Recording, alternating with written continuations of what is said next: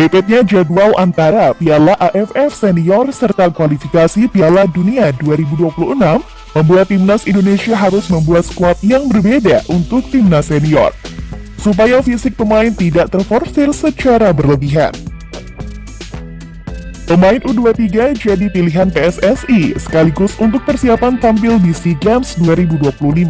Kebetulan Shin Tae-yong yang diberi amanah untuk mengawal Indonesia di pesta olahraga ASEAN ini.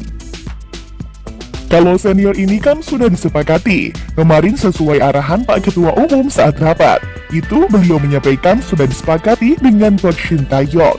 Kata Sumarji, bahwa yang akan dipakai untuk SEA Games untuk Piala AFF 2024 adalah yang akan main di SEA Games 2025. Berarti U23 dengan pelatih Shin Tae-yong, ujarnya. Soal skema pemanggilan pemain akan dibahas lebih lanjut. Yang pasti PSSI berharap pemain yang dibutuhkan Shin bisa dilepas klub, karena ini terkait agenda di SEA Games 2025.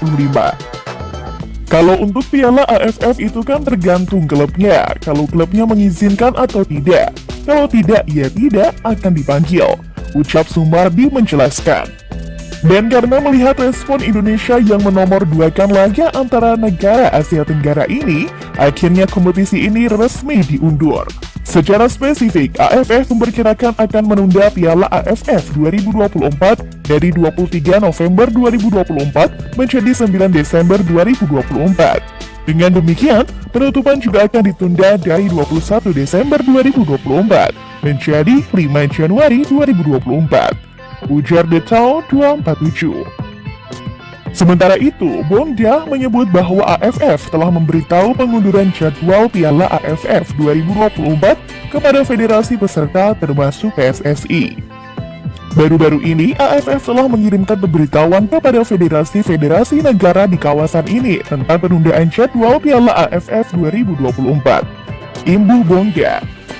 Sebelumnya, sudah digelar drawing untuk penyisian grup Piala AFF 2024 di Hanoi, Vietnam pada 21 Mei 2024. Grup A diisi oleh Timnas Thailand, Timnas Malaysia, Timnas Singapura, Timnas Kamboja, dan Timnas Brunei Darussalam atau Timnas Timur Leste.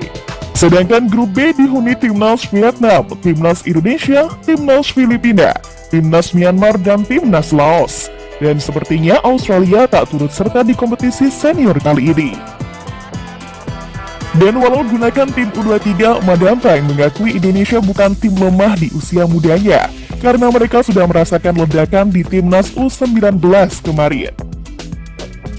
Tak hanya itu saja, jajaran pemain yang dibawa kali ini pastinya bukan wajah baru semua, karena para pemain ini adalah yang pernah berlaga pada AFC U23 lalu. Dan Madam Pa mengatakan timnas U23 Indonesia lebih berbahaya dibandingkan seniornya, karena memiliki pengalaman yang jauh lebih baik dibanding timnas muda Thailand. Terbukti mereka tembus semifinal AFC U23 dan mampu mengalahkan negara sekelas Australia, Korea Selatan ataupun Jordania.